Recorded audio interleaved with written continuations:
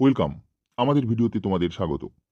আজকে আমরা আলোচনা করব আজাদ হিন্দ বাহিনীর ব্যর্থতার কারণ নিয়ে। ভিডিও শুরুর আগে তোমাদের বলি, যদি আমাদের ভিডিও তোমাদের ভালো লাগে কিংবা আমাদের ভিডিও থেকে তোমরা উপকৃত হও, তাহলে লাইক এবং শেয়ার করো।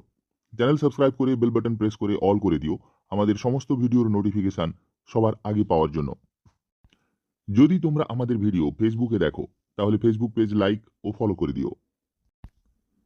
আজাদ হিন্দ বাহিনীর ব্যর্থতার জন্য অনেকে সুভাষচন্দ্রকেও অনেকাংশে দায়ী করেছেন। 1941 খ্রিস্টাব্দ থেকে 1943 খ্রিস্টাব্দের জানুয়ারি পর্যন্ত তিনি জার্মানির সাহায্য লাভের জন্য বার্লিনে অবস্থান করেন। কিন্তু সেই সাহায্য লাভে ব্যর্থ হলে আজাদ হিন্দ বাহিনী খাদ্য, অস্ত্র শস্ত্র এমনকি রণকৌশলের জন্য জাপানের ওপর নির্ভরশীল হতে শুরু করে। এই পরিবর্তনশীলতাই আজাদ হিন্দ বাহিনীর ব্যর্থতার অন্যতম কারণ।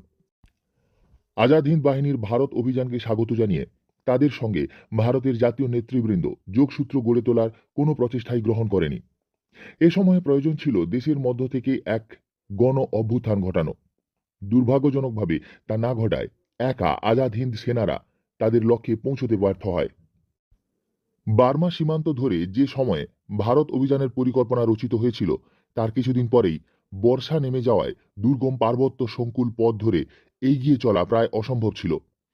যোগাযোগ ব্যবস্থা থেকে শুরু করে খাদ্য ও অস্ত্র সরবরাহ সমস্ত কিছুতেই তীব্র সংকট দেখা দেয়।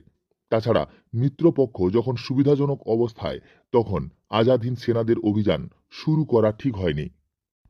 জাপানি সেনাপতি মুতাগুচিদের সঙ্গে অন্যান্য সেনানায়কের বিরোধিতার ফলে সেনাবাহিনী কোহিমা পর্যন্ত এগিয়েও ডিমাপুর আক্রমণ করেনি। ডিমাপুর ছিল ব্রিটিশের রসদ ভাণ্ডার, তাই তা অধিকার করে নিতে পারলে ইম্ফল জয় অনেক সহজ হতো।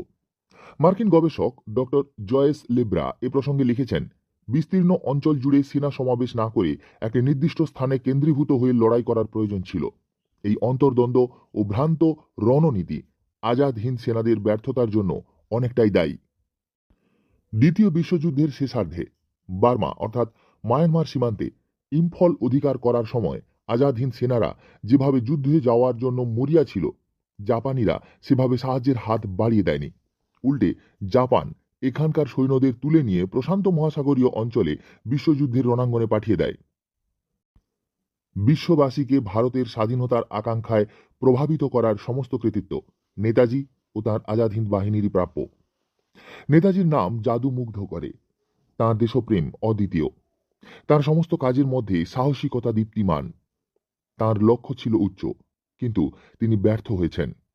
কে ব্যর্থ হয়নি?